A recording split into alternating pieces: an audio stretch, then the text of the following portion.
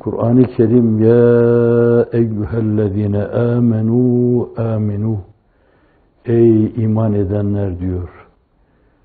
Kafirun, münafıkun, facirun, fasıkun değil. Ey iman edenler diyor.